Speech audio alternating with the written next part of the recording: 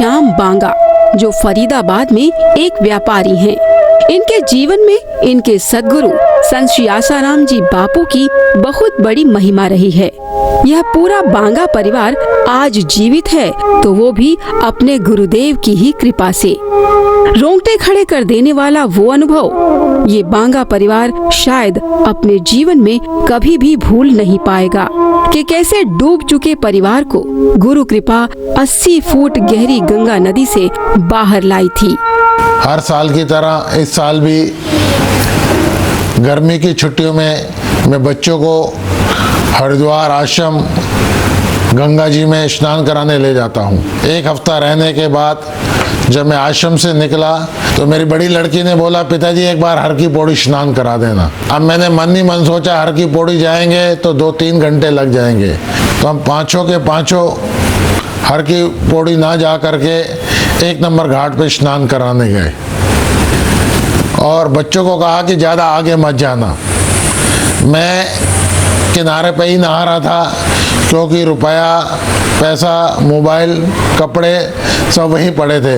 वो घाट में दूर दूर तक कोई नहीं था और बच्चे मेरे से 5-7 फुट आगे स्नान करने लगे। अब पीछे से नारायण ने आवाज़ लगाई, पिताजी हम डूब रहे हैं। मेरी बड़ी बहन और मैं डूबने लगे तो मैंने पिताजी को आवाज़ लगाई कि पिताजी हम डूब रहे हैं। मेरी दोनों बेटियां और मेरा बेटा जब डूबने लगे तो मैं बचाने के लिए उनको गई।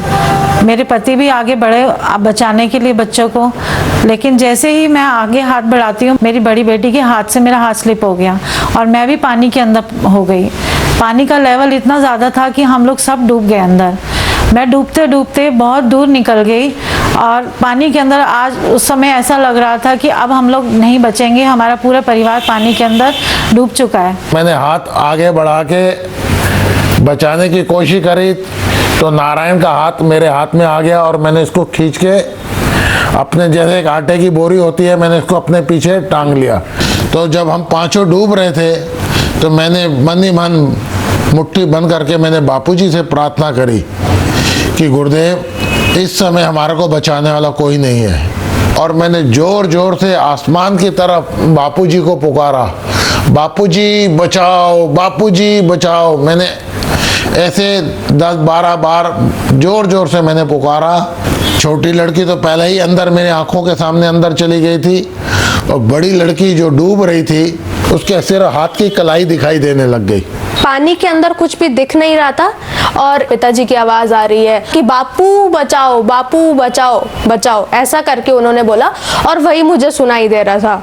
और ना जाने कहां से 2-4 वो लड़के वो दौड़ते दौड़ते आए और मेरी जो बड़ी लड़की जो डूब रही थी जिसके हाथ का पंजा ही दिखाई दे रहा था, उन्होंने उसको कॉलर से और हाथ से पकड़ के बाहर निकाल के ले आए।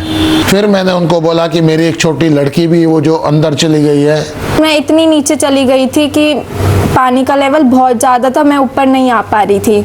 जैसे कहते ना भंवर आ गया था, तो मैं एक राउंड मैंने वहाँ काटा ऐसे और उसके बाद मेरी आंखें बंद हो गई। तो वो लड़के दोबारा उसको ढूंढने गए तो ना जाने कैसे उनके वो पैरों में टकरा गई। पैरों में टकरा के उन्होंने नीचे से उसको निकाल लाए। बापू को पुकारने के लिए मैं जैसे ही मुंह खोलती हूँ मेरे मुंह के अंदर पानी चला गया और उसी एक स्मरण मात्र से पता नहीं क्या हुआ, एक अदृश्य शक्ति जैसे किसी ने मेरे को उछाल दिया।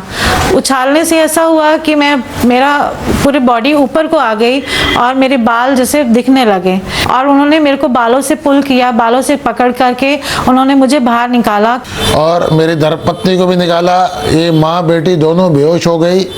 इतने में तो लोगों की भीड़ जमा हो गई वहाँ पे। कोई कहता है एम्बुलेंस बुलाओ, कोई कहता है डॉक्टर को बुलाओ। और कई उसमें से बुजुर्ग लोग भी थे, उन्होंने उसको टेढ़ा करके पेट से दबा दबा के जो पानी निकाला और फिर इनको 5-7 मिनट में होश आ गया। अगर बापू नहीं होते मुझे नहीं पता था कि मेरी फैमिली मेरा परिवार बच पाता। बापूजी के चरणों में मेरा कोटि कोटि प्रणाम। हरिओम।